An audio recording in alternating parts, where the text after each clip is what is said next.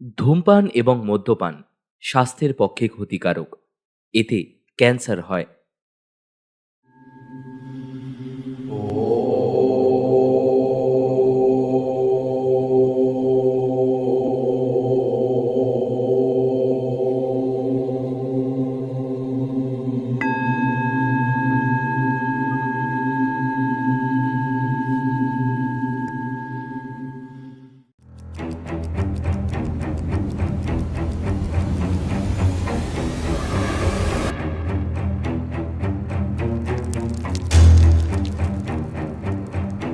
প্রেত লৌকিক অলৌকিক জগতের গল্পকথা।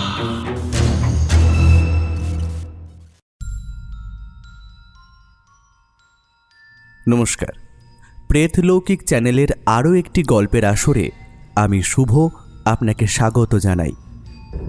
আজ আমাদের তরফ থেকে আপনাদের জন্য বিশেষ নিবেদন গথিক হরর সাহিত্যের জাদুকর জোসেফ শেরিডান লি ফানুর কলমে ম্যাডাম ক্রাউলস ঘোস্ট।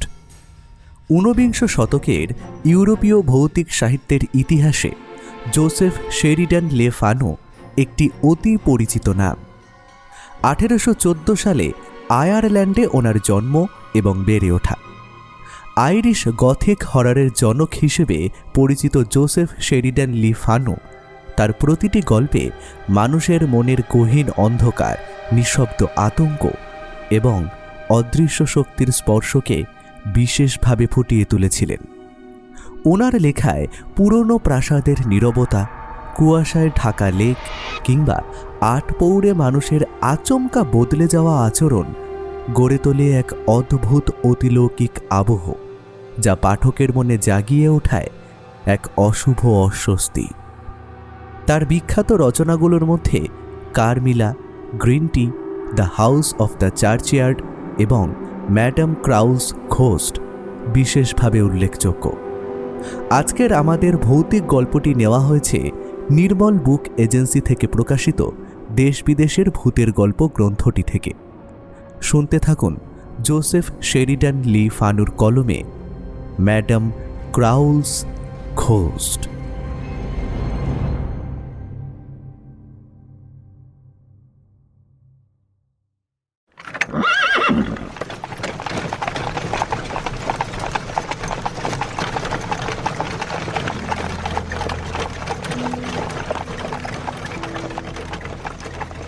সেইবার অগাস্ট মাসে আমি এই অ্যাপেলওয়েলের প্রকাণ্ড প্রাসাদোপম বাড়িটিতে এসেছিলাম।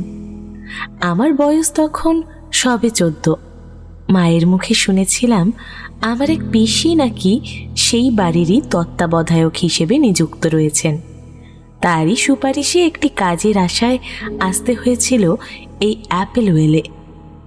আজ বিকেলে কোচওয়ান জন মুলবেরি যখন আমার সুটকেসটিকে ঘোড়ার গাড়িতে তুলছিল, তখন কেন জানি না মায়ের জন্য আমার দু চোখ জলে ভরে উঠল। সেই অশ্রুস্নাত দৃষ্টি হয়তো বৃদ্ধ জনকেও কিছুটা কাতর করেছিল।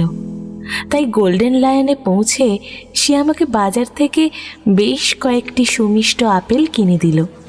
তারপর আমাকে আদর করে বলল, খুকি, কি হয়েছে? কাঁদছো কেন? এই নাও, এটা মিষ্টি অ্যাপেল খাও। জানো তোমার জন্য পিসি বাড়িতে কি কি রান্না করে রেখেছেন? গরম গরম কিশমিশ দেওয়া কেক, চা, মাংসের চপ। সব তোমার তো পছন্দের খাবার, তাই না? নাও নাও নাও, আর কাঁদে না। ফুটফুটে জ্যোৎস্না মাখা রাত। ঘোড়ার গাড়ির জানালা দিয়ে বাইরে তাকিয়ে আমি আপেল খেতে লাগলাম। আমার সাথেই একই গাড়িতে ছিলেন আরও দুজন ভদ্রলোক, সম্ভবত পিসিরই পরিচিত। তাদের মধ্যে একজন আমাকে জিজ্ঞাসা করলেন, এক্সকিউজ মি আঙ্কেল, তুমিও কি অ্যাপেলওয়েল যাচ্ছ নাকি? বললাম, হ্যাঁ, অ্যাপেলওয়েল হাউসের আরাবোলা ক্রোল ঠাকুমার কাছে থাকতে যাচ্ছি। ও তাই বুঝি, সে যাও, তবে বেশি দিন সেখানে টিকতে পারবে না, এই বলে দিল। জিজ্ঞাসু দৃষ্টিতে তার দিকে তাকাতেই সে আবার বলল, ওই অভিশপ্ত বাড়িতে কেউ সুরক্ষিত নয় অঙ্গল। লোকে বলে নাকি ওই বৃদ্ধার ওপরে অপদেবতা ভর করেছে। তাছাড়া উনি নিজেও একজন মূর্তিমান শয়তান। আচ্ছা, তোমার সঙ্গে বাইবেল আছে তো? হ্যাঁ, তা আছে। আমার মা এই বাক্সটাতে একখানা ছোট বাইবেল রেখেছেন, সেটা আছে। দেখো, প্রতি রাতেই বইখানাকে অবশ্যই নিজের বালিশের নিচে রেখে দেবে। একমাত্র এই উপায় তুমি ওই বিভীষিকার হাত থেকে রক্ষা পেতে পারো। Best of luck. তার কথা শুনে আমি দারুণ ভয় পেয়েছিলাম।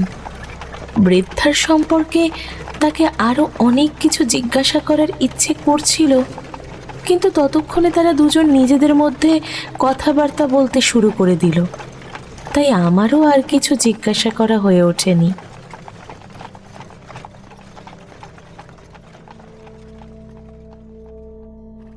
যথাসময়ে আমি লেক্সোতে নেমে গেলাম।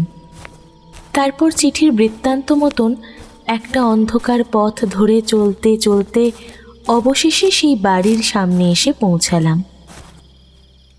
প্রকাণ্ড একটা ছাইরঙা প্রাসাদ, বড় বড় কালো কুড়িবর্গা দিয়ে গড়া। হলঘরের জানালাগুলির কাঁচের শার্সির উপর চাঁদের আলো পড়ে চিকচিক করছিল। দেখলাম বাইরের দেওয়াল থেকে ঝুলছে সেকেলে পর্দা, সামনের বাকি জানালাগুলো হুড়কো দিয়ে আটকানো। মা বলেছিল এই বাড়ির অধিবাসী বলতে নাকি 3-4টি চাকর, একটি বৃদ্ধা মহিলা আর আমার পিসি।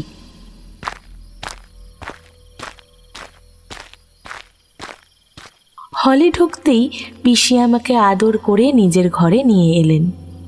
পিসি 50 ঊর্ধ্ব, সাধারণত অল্প কথা বলেন, কিন্তু তার কথাই আইন। তার মুখে শুনলাম জমিদার বাবুর নাম মিস্টার সেভেনিক্স ক্রোল। তিনি হলেন ক্রোল গিন্নির নাতি। বছরে 2-3 বার তিনি এ বাড়িতে আসেন ঠাকুমার খোঁজ খবর নিতে। আমি যতদিন অ্যাপেলওয়েল হাউসে ছিলাম তার মধ্যে তাকে মাত্র 2 বার দেখেছি। বাড়ির একমাত্র দাসী মেগ ওয়াইভার্ন ছিল বেশ মোটাসোটা, আমোদের স্বভাবের বিবাহিতা মহিলা। বয়স ওই 50 ছুঁই ছুঁই, দোহারা চেহারা, সব সময় মুখে হাসি লেগেই থাকত। তবে মহিলাটি যথেষ্ট কৃপণ। আমি যতদিন ওখানে ছিলাম ততদিন সে আমাকে কিছুই দেয়নি, এমনকি একটা পিতলের আংটি পর্যন্তও না। তা সত্ত্বেও আমি তাকে পিসির চাইতে বেশি পছন্দ করতাম, কারণ সে আমাকে সব সময় হাসি ঠাট্টায় মাতিয়ে রাখত। যদিও পিসিও আমাকে ভালোবাসত, তবে কয়েকটি বিষয়ে আমার প্রতি সে খুবই রূঢ় ব্যবহার করত। যাই হোক, প্রাথমিক পরিচয় পর্বের পর পিসি আমাকে তার শোবার ঘরে নিয়ে গেল, যাতে আমি তার ঘরে চায়ের টেবিল সাজাবার ফাঁকে একটু বিশ্রাম নিতে পারি। বেশ খানিকটা সময় সেখানে কাটিয়ে বারান্দায় যাবার উদ্যোগ করতেই পিসি আমার কাছে এগিয়ে এসে জিজ্ঞাসা করলেন, হ্যাঁ রে, তুই সেলাই করতে পারিস? পারি পিসি, তাছাড়া টুকটাক যে কোনো কাজ আমি করে নিতে পারি। লক্ষ্মী মেয়ে আমার, তোকে না একেবারে আমার ভাইয়ের মতো দেখতে। শোন, কখনো খারাপ সঙ্গে পড়ে নিজেকে কলুষিত করিস না। একজন প্রকৃত খ্রিশ্চানের মতো চলবি সর্বদা, বুঝলি? কথায় কথায় আমরা বারান্দা পেরিয়ে পাশের ঘরে গিয়ে ঢুকলাম। এটি গৃহকর্ত্রী অর্থাৎ জমিদার গিন্নির ঘর। দেখলাম সেখানে টেবিলের ওপর রাখা আছে চায়ের পেয়ালা, কেক আর ধোঁয়া ওঠা মাংসের চপ। মিসেস ওয়াইভার্নকেও দেখলাম সেখানে একটি চেয়ারে বসে বাইবেল পড়ছেন। তুই এইখানে একটু বস, আমি বরং উপরে ক্রোল ঠাকুমার ঘরে দেখে আসি জুডিথ স্কোয়ালিস জেগে আছে কিনা। কেমন? পরে মিসেস ওয়াইভার্নের মুখে শুনেছিলাম যে উনি এবং মিসেস শার্টার্স অর্থাৎ আমার পিসি যখন থাকে না তখনই জুডিথই ম্যাডাম ক্রোলের পাশে বসে থাকে। তবে ওনার পাশে বসলেও কথাবার্তা খুব সাবধানে বলতে হয়, কারণ উনি ভীষণ বদমেজাজি। কোনো কিছু মনঃপুত না হলে তৎক্ষণাৎ জানালা দিয়ে বাইরে ছুঁড়ে ফেলে দেন। আচ্ছা, ক্রোল ঠাকুমার বয়স কত হতে পারে? গত জন্মদিনে ওনার বয়স ছিল 93 বছর। এর মধ্যেই প্রায় 9 মাস কেটে গেল। তবে তোমার পিসির সামনে ক্রোল ঠাকুমার বিষয়ে কোনো প্রশ্ন করো না। মনে থাকে যেন তিনি যেমনটি বলবেন তেমনভাবে চলবে, ব্যাস, তাহলেই হবে। আচ্ছা, তার কাছে আমার কাজটা কি হবে? দেখো, তোমার পিসি মিসেস স্যাটার্সি তোমাকে এ ব্যাপারে বলে দেবেন। তবে আমার যতদূর সম্ভব মনে হয় তোমাকে ওই ঘরে বসে থাকতে হবে, যাতে তিনি ঘরের কোনো কিছুর ক্ষতি না করতে পারেন।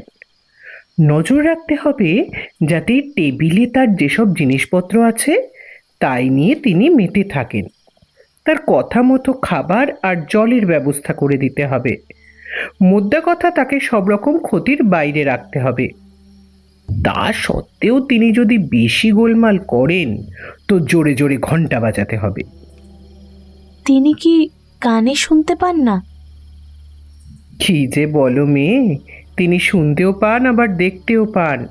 তার বুদ্ধি সূচের মতো তীক্ষ্ণ, কিন্তু কোনো কিছুই ঠিকঠাক মনে রাখতে পারেন না। তবে রাজদরবার অথবা ওই বিষয়ে আলোচনা করতে ভালোবাসেন। আর গত শুক্রবার যে মেয়েটি কাজ ছেড়ে চলে গেল, সে হঠাৎ চলে গেল কেন? হ্যাঁ, সে চলে গেছে। তুমি জানলে কিভাবে? না, মানে পিসি চিঠিতে লিখেছিলেন। ও, মনে হয় মিসেস স্যাটার্সের কথা মতো কাজ করেনি বলে। এর বেশি আমি কিছু জানি না। অত কথা বলো না তো। তোমার পিসি কিন্তু বাছাল মেয়েদের একদম পছন্দ করেন না। তো দয়া করে বলুন না, বৃদ্ধার স্বাস্থ্য ঠিক আছে তো? হ্যাঁ, তবে সম্প্রতি একটু ভুগেছেন বটে, কিন্তু গত সপ্তাহ থেকে বেশ ভালো আছেন। আমি হলফ করে বলতে পারি তিনি 100 বছর ছাড়িয়ে যাবেন। এই চুপ, মনে হচ্ছে তোমার পিসি আসছেন। পিসি ঘরে ঢুকে মিসেস ওয়াইভার্নের সঙ্গে কথা বলতে লাগলেন, আর আমি তখন সারা ঘরে ঘুরে ঘুরে এটা সেটা দেখতে লাগলাম। দেওয়ালে পুরনো অয়েল পেন্টিং, কাবার্ডে চিনেমাটির সুন্দর পুতুল, আরও কত কি। তারপর ঘরের এক কোণায় একটি খোলা আলমারিতে একটা অদ্ভুত পুরনো চামড়ার জ্যাকেট আমার চোখে পড়ল। তাতে পট্টি ও বকলস আটা। জ্যাকেটের হাতা দুটো খাটের ছত্রের সমান লম্বা। সেটাই একটু হাতে নিয়ে নাড়াচাড়া করছিলাম আমি। ওখানে কি করছিস? তোর হাতে ওটা কি? চামড়ার জ্যাকেটটা হাতে নিয়েই মুখ কাঁচুমাচু করে বললাম, এটা এটা কি পিসিমণি? লক্ষ্য করলাম রাগে তার 2 চোখ জ্বলে উঠল। মনে হলো তার আর আমার মাঝখানে 2 হাত তফাৎ না থাকলে তিনি আমাকে এক চড় কষিয়ে দিতেন। যত দিন এখানে থাকবি, নিজের জিনিস ছাড়া অন্য কিছুতে কখনো হাত দিবি না। জ্যাকেটটা যথাস্থানে রেখে দিয়ে পিসি দড়াম করে আলমারিটা বন্ধ করে দিয়ে তালা লাগিয়ে দিলেন। মিসেস ওয়াইভার্ন মিষ্টি হেসে বললেন, বোকা মেয়ে, এসো, আমার কাছে এসো। শোনো, ওটা ঘোড়াদের জন্য একটা ক্র্যাচ, কিন্তু এ ব্যাপারে আর কোনো প্রশ্ন করো না। এখন এখানে এসে বসো দেখি। আমার ঘরটা ছিল দোতলায়, ক্রোল ঠাকুমার ঘরের ঠিক পাশে, যাতে দরকার হলে সঙ্গে সঙ্গেই সে ঘরে আমি যেতে পারি। মিসেস ওয়াইভার্নের মুখে শুনলাম কদিন ধরেই বৃদ্ধার মেজাজ খুবই খারাপ। মাঝে মাঝে গোঁ ধরছেন, কখনো কাউকে পোশাক পরাতে দিচ্ছেন না, কখনো বা পোশাক ছাড়াতেও দিচ্ছেন না। সকলে বলে যৌবনে তিনি ছিলেন অপরূপা সুন্দরী, কিন্তু অ্যাপেলওয়েলের আশেপাশে কেউই এ মহিলাটির যৌবনকালের কথা স্মরণ করতে পারে না। শুনলাম তার নাকি সাংঘাতিক রকমের পোশাকের নেশা আছে। তবে রেশম, স্যাটিন, ভেলভেট আর লেসের তৈরি তার সব পোশাকই বেশ সেকেলে ধরনের। রাতে ডিনার সেরে বিছানায় শুতে গিয়ে কিছুক্ষণ জেগে রইলাম। স্নায়বিক চাপ আর কয়েকটা প্রশ্ন আমাকে ঘুমোতে দিচ্ছিল না। কেন এরা এই বৃদ্ধাকে এত খাতির করছে? আর কি এমন রহস্য লুকিয়ে রয়েছে ওই মানুষটির মধ্যে? কেনই বা সেই দিন ঘোড়ার গাড়িতে ওই ব্যক্তি আমাকে বললেন যে বৃদ্ধার মধ্যে শয়তানের ভর হয়? হয়তো এখানে চাকুরিরত মানুষগুলোর জীবন যেমন আরামের, মাইনেও বেশ ভালো। আর এরা ভালো করেই জানে যে বৃদ্ধা মারা গেলে তাদের প্রত্যেকেরই চাকরি যাবে। ওয়াইভার্ন বলেছিলেন এই বৃদ্ধা মহিলাকে দেখতে ডাক্তার আসেন সপ্তাহে 2 দিন। ডাক্তারের উপদেশ মতোই সব কিছু করা হয়। ডাক্তার প্রতিবারই একটি কথা বলে যান যে ওনাকে যেন কখনো কোনোভাবেই বিরক্ত করা বা রাগানো না হয়। এমনি নানা রকম চিন্তার মাঝে চোখটা একটু লেগে এসেছিল। সহসা মিসেস ওয়াইভার্নের কথা কানে এলো পাশের ঘর থেকে। শান্ত হন ম্যাডাম, শান্ত হন। চাপা উত্তেজনায় কান পাতলাম ভালো করে, কিন্তু বৃদ্ধা ক্রোলের কোনো কথাই শুনতে পেলাম না। বেশ অদ্ভুত ব্যাপার তো। মহিলাটি কথা বলেন না বিশেষ নাকি? একবার জোরে বেলের শব্দ শুনলাম। বুঝলাম কিছু একটা সমস্যা হয়েছে। একটু পরেই উপরের বারান্দায় শোনা গেল চাপা পদশব্দ। হয়তো পিসি এসেছেন। তারপর এই প্রথম আমি এমন কিছু শুনলাম যা ওই বৃদ্ধা মহিলার কথা বলেই মনে হলো আমার। একটা অদ্ভুত ধরনের আওয়াজ, যেটা মানুষের গলা তো নয়ই, বরং কোনো প্রাণীরও নয়। একটা অদ্ভুত যান্ত্রিক শব্দ। আমি কান খাড়া করে রইলাম যাতে আরো কিছু শুনতে পাই। এবার পিসির কণ্ঠস্বর শুনলাম। প্রভুর ইচ্ছা না হলে শয়তান কারো ক্ষতি করতে পারে না ম্যাডাম, কারো ক্ষতি করতে পারে না। বিছানার প্রান্ত থেকে সেই একই অদ্ভুত আওয়াজ ভেসে আসতে লাগলো, যার বিন্দু বিসর্গও আমি বুঝতে পারছিলাম না। ওদের যা খুশি বলতে দিন ম্যাডাম। ঈশ্বর যদি আমাদের পক্ষে থাকেন তাহলে আমাদের কিচ্ছু হবে না, কিছু না। আমি দম বন্ধ করে দরজার দিকে কান পেতে সব শুনতে চেষ্টা করছিলাম, কিন্তু সে ঘর থেকে আর কোনো শব্দই এলো না। প্রায় আধ ঘন্টা পর মনে হলো দরজার কাছে কিসের যেন একটা ছায়া পড়েছে। চমকে উঠে দেখি পিসি দরজার ফাঁকে দাঁড়িয়ে আমার দিকে তাকিয়ে আছেন। আমাকে জেগে থাকতে দেখে ধীর পায়ে কাছে এসে বললেন, ওহ থ্যাংক গড, শেষ পর্যন্ত তিনি ঘুমিয়ে পড়েছেন। আজ ওনার শরীর বিশেষ ভালো যাচ্ছে না। আমি আর মিসেস ওয়াইভার্ন ডাক্তারবাবুকে ডাকতে যাচ্ছি, আর আমরা ফিরে না আসা পর্যন্ত টু শব্দটি করবি না, বুঝলি? এই বলে পিসি চলে গেলেন। আমি আবার ঘুমাবার চেষ্টা করলাম, কিন্তু কিছুতেই ঘুম আসছিল না। কান খাড়া করে শোনবার চেষ্টা করছিলাম, যদি আবার কোনো আওয়াজ শোনা যায় পাশের ঘর থেকে। কিন্তু না, সেরকম কিছুই আর শোনা গেল না। একটা অপার্থিব নিস্তব্ধতা আমার মনে দারুণ ভয়ের আগমন ঘটালো। মনে সাহস আনবার জন্য আলো জ্বালিয়ে ঘরের অয়েল পেন্টিংগুলির সঙ্গে নিজের মনে বিড়বিড় করে কথা বলতে লাগলাম।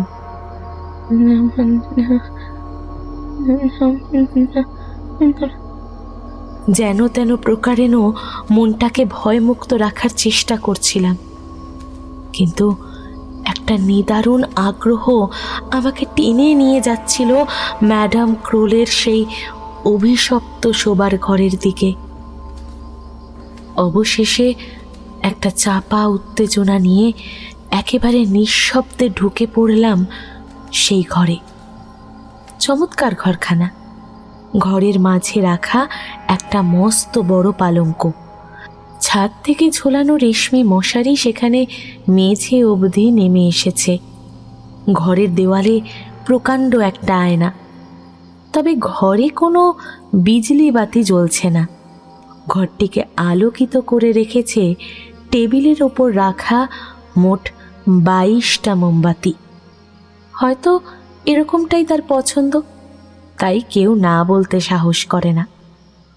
অদ্ভুত ব্যাপার এই যে ঘরের মধ্যে কোনো জীবিত প্রাণীর অস্তিত্ব আমার চোখে পড়ছিল না, এমনকি নিঃশ্বাস প্রশ্বাসের কোনো শব্দ শুনতে পাচ্ছিলাম না। তারপর মশারিটাকে একবারও সরতে যখন দেখলাম না, তখন আমার বুকে সাহস এলো। পা টিপে টিপে আয়নার কাছে গিয়ে সেই প্রকাণ্ড আয়নাটায় নিজেকে দেখতে লাগলাম। তখনই মাথায় এলো, বিছানায় শোয়া বৃদ্ধাটির দিকে একবার তাকালে কেমন হয়। ক্রোল ঠাকুমাকে দেখবার স্বাদ যে আমার অনেক। ভাবলাম এই সুযোগ আর আসবে না।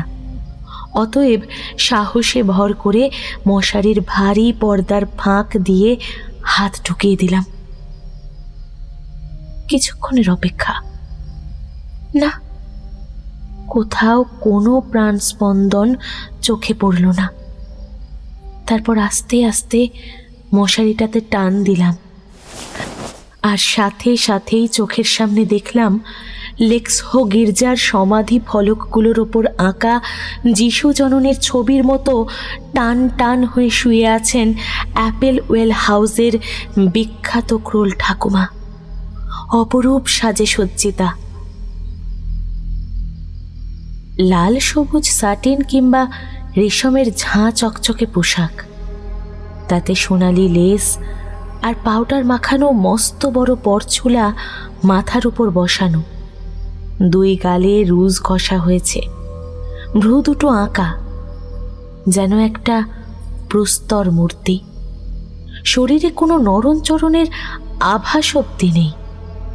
মনে হয় এই পোশাক পরে হাতে একটা পাখা নিয়ে মাথায় একটা বড় ফুলের তোড়া গুঁজে আয়নার সামনে দাঁড়িয়ে অঙ্গভঙ্গি করা তার অভ্যাস।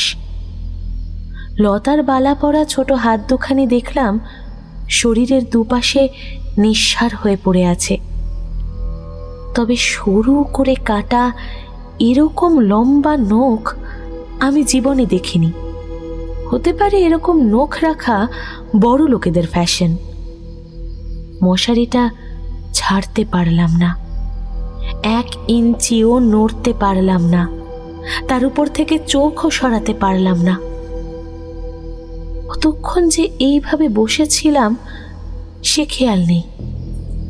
সহসা সেই ভীষণ মূর্তির চোখের অর্ধেক সাদা অংশ খুলে গেল। মুহূর্তের মধ্যে তিনি চোখ মেলে উঠে বসলেন, আর এক পলকে লম্বা গোড়ালি দুটো মেঝের ওপর রেখে আমার সামনে সোজা দাঁড়িয়ে পড়লেন।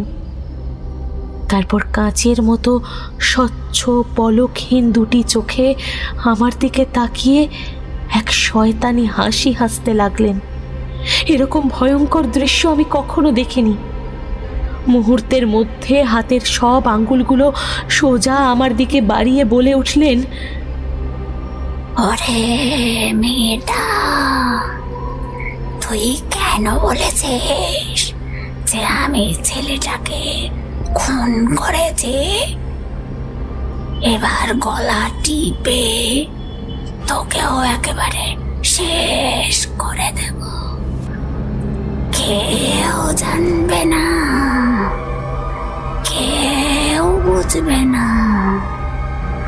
আয় আয় আমার কাছে, আয়। পারলে সেই মুহূর্তেই আমি ছুটে পালাতাম, কিন্তু তার উপর থেকে চোখ সরাবার শক্তি আমার ছিল না। এক পা করে পিছিয়ে যেতে লাগলাম সেই বিভীষিকার কাছ থেকে। এক প্রকার খটখট শব্দ করে তিনি আমার দিকে তেড়ে এলেন আর শীর্ণকায় নখরযুক্ত ভয়ানক আঙুলগুলো বাড়িয়ে দিলেন আমার গলা লক্ষ্য করে। তার জিভ দিয়ে অনবরত ভেসে আসছিল একটা সর্পিল হিস হিস শব্দ। দ্রুত পিছিয়েই যাচ্ছিলাম আমি। তার আঙুলগুলো এখন আমার গলা থেকে মাত্র কয়েক ইঞ্চি দূরে। মনে হচ্ছিল উনি আমাকে স্পর্শ করলেই সব জ্ঞান বুদ্ধি হারিয়ে ফেলব। এইভাবে পিছোতে পিছোতে অবশেষে ঘরের একটা কোণে গিয়ে আটকে গেলাম। আর পালাবার কোনো পথ নেই। প্রচণ্ড আতঙ্কে চিৎকারে আমার গলা থেকে একটা ভীষণ আর্তনাদ বেরিয়ে এলো। আর ঠিক সেই মুহূর্তেই দরজার কাছে পিসির ডাক শুনতে পেলাম, ম্যাডাম! সঙ্গে সঙ্গে বৃদ্ধা পিসির দিকে ঘুরে দাঁড়ালেন, আর আমিও সেই ফাঁকে এক দৌড়ে সিঁড়ি বেয়ে নিচে নেমে গেলাম। আমার মুখে সমস্ত বৃত্তান্ত শুনে মিসেস ওয়াইভার্ন হো হো করে হেসে উঠলেন। কিন্তু আরবেলা ক্রোলের আমাকে বলা কথাগুলি শুনেই তার মুখে নেমে এলো একটা ভয়ের ছায়া। তিনি বললেন, আরেকবার বলো তো, উনি কি বলেছেন তোমায়? ওরে মেয়েটা, তুই কেন বলছিস যে আমি ছেলেটাকে খুন করেছি? এবার গলা টিপে তোকেও একেবারে শেষ করে দেব। কি বললে? তিনি একটা ছেলেকে খুন করেছেন? হ্যাঁ, তাই তো বললেন। আমাকে অবাক করে মিসেস ওয়াইভার্ন আর একটিও কথা না বলে উপরে শুতে চলে গেলেন। এইভাবে প্রায় 6 মাস কেটে গেল। শীতকালে বৃদ্ধা মহিলাটি শেষবারের মতো অসুস্থ হয়ে পড়লেন। ডাক্তার আন্দাজ করেছিলেন হয়তো তিনি আবার প্রবল মানসিক রোগে আক্রান্ত হয়েছেন। শুনলাম বছর 15 আগেও তিনি নাকি একবার মানসিক রোগের শিকার হয়েছিলেন। সেই সময় তাকে একটা ঘাগরা পরিয়ে দড়ি দিয়ে ঘরে বেঁধে রাখা হতো। কিন্তু এবার তিনি আগের মতো উন্মাদগ্রস্ত হলেন না, বরং দিন রাত শুধু চুপচাপ বসে কি যেন ভাবতেন, আর মাঝে মধ্যে যন্ত্রণায় কোকিয়ে উঠতেন। শেষে আমি বাড়ি ফিরে যাওয়ার কয়েকদিন আগে থেকে বিছানায় শুয়ে প্রচণ্ড ছটফট করতে করতে নিজের মনে প্রলাপ বকে চলেছিলেন। মনে হচ্ছিল কেউ বুঝি তার গলায় ছুরি চেপে ধরেছে। পরক্ষণে তিনি বিছানা থেকে নেমে পড়বার চেষ্টা করতেন এবং হাঁটবার অথবা দাঁড়াবার মতো শক্তি না থাকায় মেঝেতে পড়ে যেতেন। কখনো আবার অস্থিসার হাত দুটোকে মুখের সামনে বাড়িয়ে দিয়ে কেবলই ক্ষমা চাইতেন। আমি আর তার ঘরে যেতাম না। মেঝেতে পড়ে তিনি গড়াগড়ি দিতেন, আছাড়ি পিছাড়ি খেতেন, মুখে এমন সব কথা বলতেন যা শুনে আমার সারা শরীর ভয়ে কেঁপে উঠত। আমার পিসি, মিসেস ওয়াইভার্ন, জুডিথ স্কোয়াইলস এবং লেক্সো থেকে আসা আরও একটি স্ত্রীলোক সব সময় তার কাছে থাকতেন। কোনো ওষুধেই কোনো কাজ না হওয়ায় অবশেষে সম্পূর্ণ বিকারগ্রস্ত অবস্থায় সকলে মিলে তাকে বাইরে নিয়ে এলেন। নিকটস্থ চার্চ থেকে পাদ্রী মশাই এসেছিলেন সেদিন। তিনি তার জন্য বেশ কিছুটা সময় ধরে প্রার্থনা করলেন, কিন্তু আমার মনে হচ্ছিল তখন তিনি সব প্রার্থনার অতীত। হয়তো প্রার্থনা করাটাই ঠিক, কিন্তু তাতে কোনো ফল হবে বলে আমার মনে হলো না। এইভাবে শেষ পর্যন্ত তিনি সকলকে ছেড়ে চলে গেলেন। বৃদ্ধা ক্রোল ঠাকুমাকে সবাচ্ছাদনে ঢেকে একটি শবাধারে শোয়ানো হলো, আর জমিদার শেপনেক্সকে একটি চিঠি দেওয়া হলো। তিনি তখন ফ্রান্সে ছিলেন। খবর এলো তার ফিরতে কদিন দেরি হবে। তখন পাদ্রী মশাই এবং ডাক্তার দুজনেই একমত হলেন যে মৃতদেহকে আর এমনভাবে ফেলে রাখাটা ঠিক হবে না। স্থির হলো তারা দুজন এবং অ্যাপেলওয়েল থেকে পিসি আর আমরা কজন মিলে তাকে সমাধি দিতে যাব। অতএব অ্যাপেলওয়েলের বৃদ্ধা মহিলাটিকে লেক্সো গির্জার মাটির তলার ঘরে সমাধিস্থ করা হলো। জমিদার 7X ফিরে এসে যতদিন না আমাদের পাওনা গণ্ডা মিটিয়ে দিচ্ছেন এবং আমাদের সম্পর্কে তার সিদ্ধান্তের কথা না জানাচ্ছেন, ততদিন পর্যন্ত আমরা সেখানেই থেকে গেলাম। ক্রোল ঠাকুমা যে ঘরে থাকতেন তার দুটো দরজার পরের একটা আলাদা ঘরে আমাকে থাকতে দেওয়া হলো। কিন্তু জমিদার বাবু অ্যাপেলওয়েলে আসার আগের দিন রাতে সেই ভয়ঙ্কর ঘটনাটা ঘটে গেল, যার কথা ভাবলে আজও আমার সারা গায়ে কাঁটা দিয়ে ওঠে। খবর ছিল পরদিন সকালেই জমিদার এসে পৌঁছে যাবেন। আমার খুব আনন্দ হচ্ছিল সেদিন, কেবলই বাড়ির কথা মনে পড়ছিল। সেখানে মা, বোন জ্যানেট, বিড়াল বাচ্চাগুলো, কুকুর ট্রিমার ও অন্য অনেকে অপেক্ষা করে রয়েছেন আমার। মনটা এতই চঞ্চল হয়ে উঠেছিল যে সে রাত্রেও চোখে ঘুম আসছিল না। ঢং ঢং করে ঘড়িতে রাত 12টা বাজল। নিশ্ছিদ্র অন্ধকার ঘরে আমি জেগেই ছিলাম। আমার পিঠ দরজার দিকে আর চোখ দুটো ছিল বিপরীত দিকের দেওয়ালে। হঠাৎ সামনের দেওয়ালে একটা আলো দেখতে পেলাম। মনে হলো পেছনে কিছু একটা জ্বলছে। আমার গাউনের ছায়াগুলি যেন সিলিংয়ের কড়ি বর্গার কাঠের প্যানেলের উপর নাচতে শুরু করে দিল। কোনো কিছুতে আগুন লেগেছে মনে করে তাড়াতাড়ি পিছনে ফিরলাম, আর তখনই দেখতে পেলাম সেই ভয়ানক দৃশ্য। আমার চোখের সামনে তখন দাঁড়িয়ে রয়েছেন ক্রোল ঠাকুমা, বা বলা ভালো তার সমাধিস্থ মৃতদেহ। সাটিন ভেলভেটে সাজানো, ঠোঁটে লেগে রয়েছে একটা কুটিল হাসি। চোখ দুটো অসম্ভব রকম চওড়া এবং সম্পূর্ণ মুখমণ্ডলের ওপর বিরাজ করছে এক অপার্থিব শয়তানি। লক্ষ্য করলাম সেই দেহের নিচের দিক থেকে একটা লাল আলো উঠে আসছে, যেন পায়ের চারিদিকে তার পোশাকটা দাউ দাউ করে জ্বলছে। তারপর সেই মূর্তি সোজা আমার দিকেই ছুটে এলো, তার জরা জীর্ণ নখরযুক্ত হাত দুটি দিয়ে আমার গলা টিপে ধরবার জন্য। আমার তখন নড়বার মতো শক্তিও ছিল না, কিন্তু না, মূর্তিটা আমাকে পাশ কাটিয়ে চলে গেল। ছড়িয়ে গেল এক ঝলক ঠান্ডা হাওয়া। তাকিয়ে দেখলাম দেওয়ালের গায়ে তৈরি হয়েছে একটা আধখোলা দরজা, আর সেখান থেকে উঁকি দিচ্ছে একটা অন্ধকার কুঠুরি।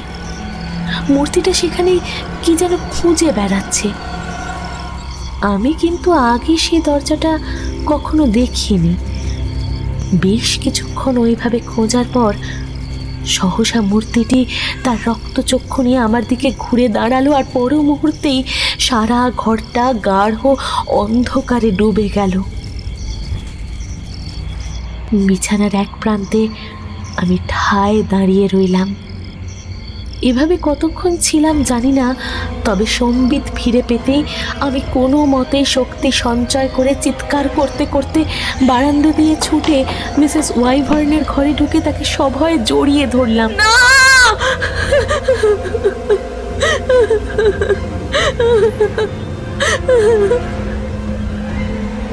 সারা রাত আর দু চোখের পাতা এক করতে পারলাম না।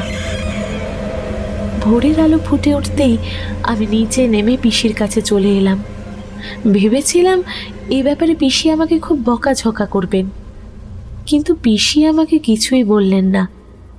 শুধু আমার হাতটা ধরে আমাকে জিজ্ঞাসা করলেন, মূর্তির হাতে কি একটা চাবি ছিল? বল বল, ভয় পাবার মতো কিছু নেই।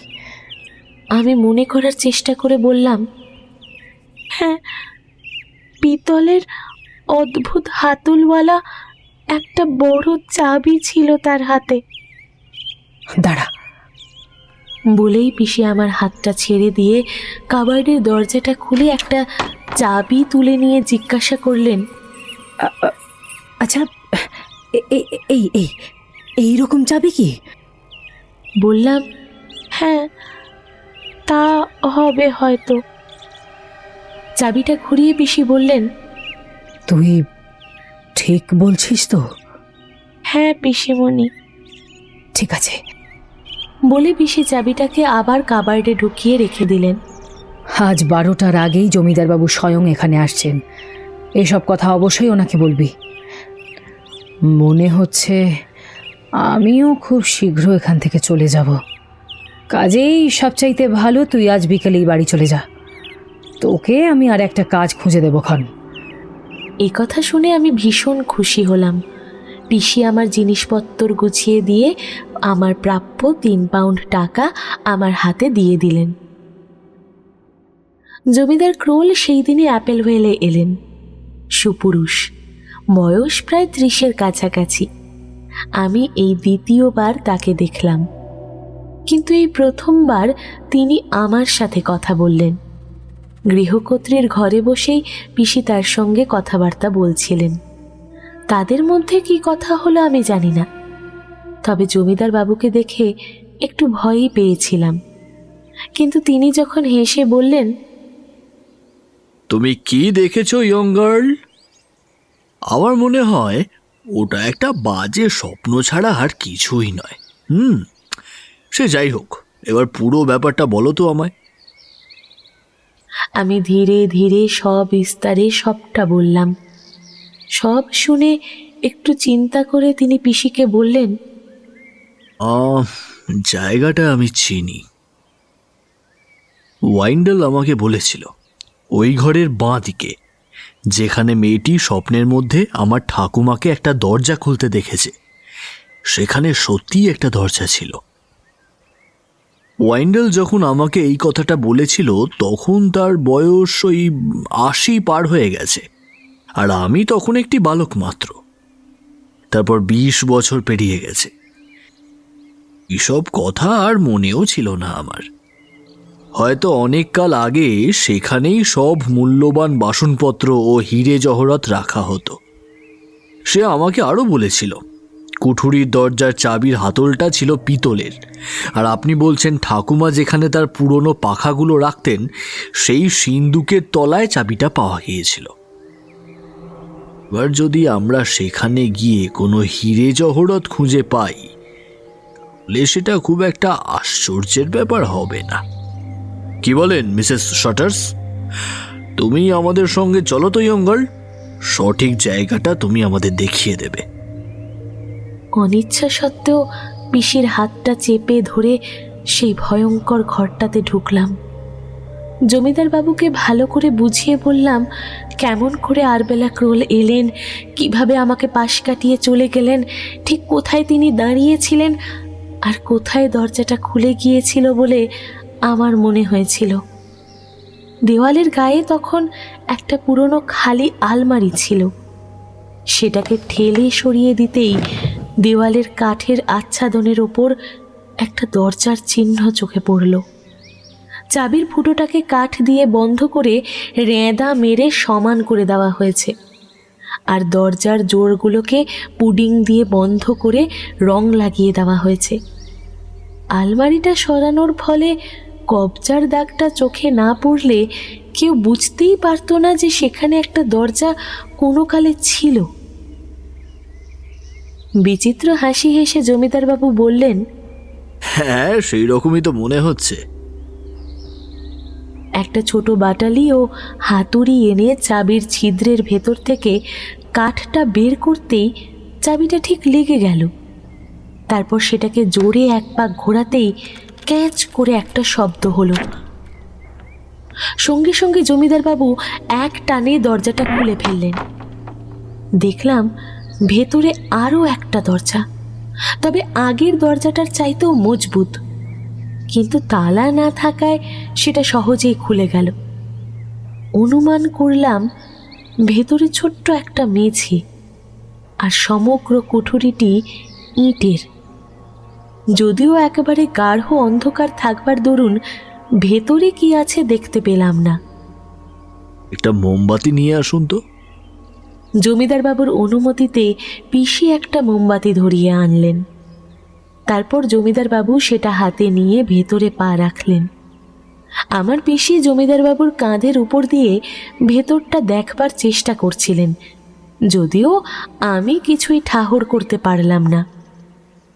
একটু পিছিয়ে এসে জমিদারবাবু বললেন, ও মাই গড, এটা আবার কি? কয়লা ঠেলার শিখটা আমাকে তাড়াতাড়ি এনে দিন তো। পিসি অগ্নিকুণ্ডের দিকে চলে যেতেই আমি জমিদারবাবুর হাতের ফাঁক দিয়ে ভেতরে উকি মারলাম। দেখলাম মেঝের কোণে সিন্দুকটার ওপর বসে আছে একটা বাঁদর জাতীয় কোনো প্রাণী, নতুবা অতি কুঞ্চিত জরা জীর্ণ কোনো বৃদ্ধ। শিখটা জমিদারবাবুর হাতে দিয়ে ভেতরে উঁকি মেরে সেই বস্তুটাকে দেখতে পেয়ে পিসি বলে উঠলেন, সাবধান স্যার, কি করছেন আপনি?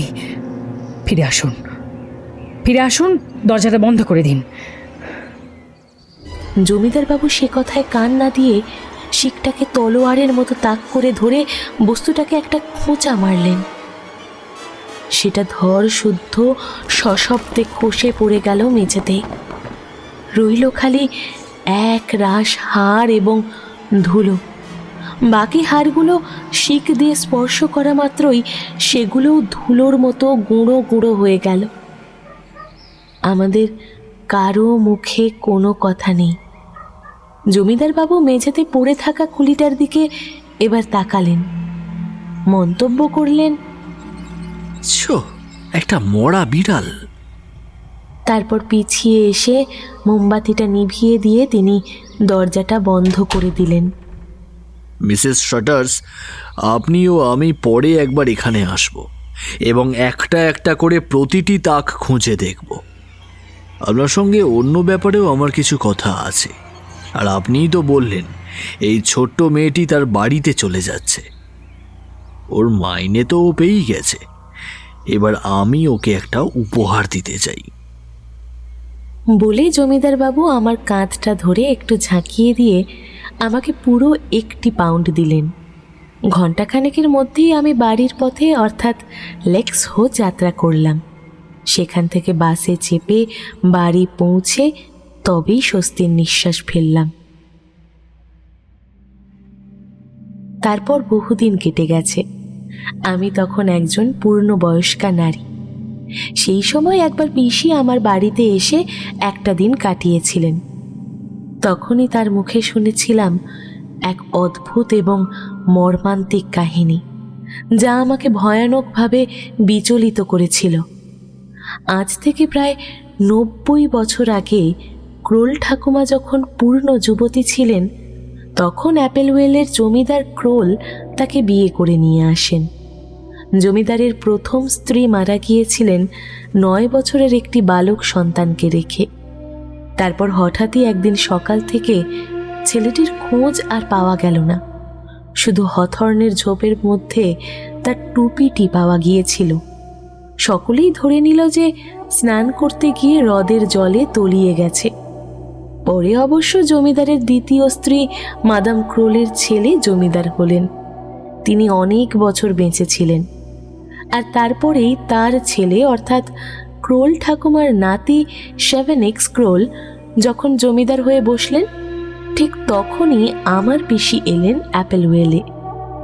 যে বেচারি ছেলেটি বহুকাল আগে নিখোঁজ হয়েছিল, দুষ্ট বুড়িটাই যে তাকে অন্ধকার ঘরে আটকে রেখে মেরে ফেলেছিল, সে বিষয়ে কোনো সন্দেহ নেই। ছেলেটির চেঁচামেচি, প্রার্থনা, দাপাদাপি সেদিন কেউই শুনতে পায়নি।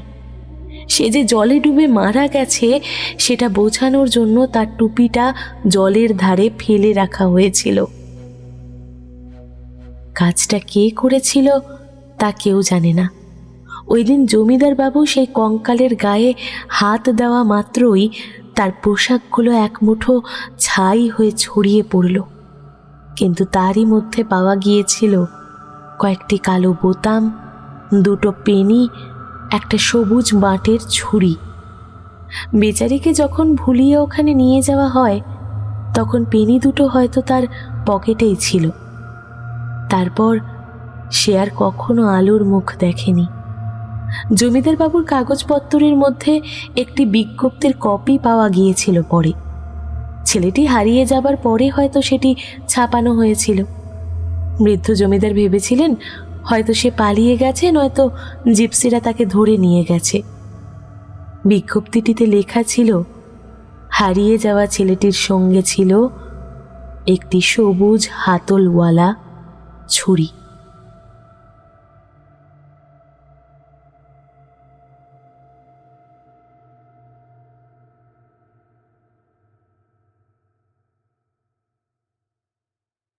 শুনছিলেন প্রখ্যাত সাহিত্যিক জোসেফ শেরিডান লি ফানুর কলমে ম্যাডাম ক্রাউলস ঘোস্ট।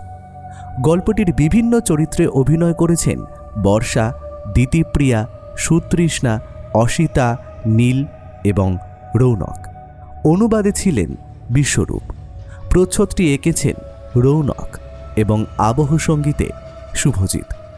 গল্পটি ভালো লাগলে অবশ্যই আমাদের চ্যানেলটিকে লাইক, শেয়ার এবং সাবস্ক্রাইব করতে ভুলবেন না যেন। আজকের মতো এইটুকুই। সকলে ভালো থাকবেন।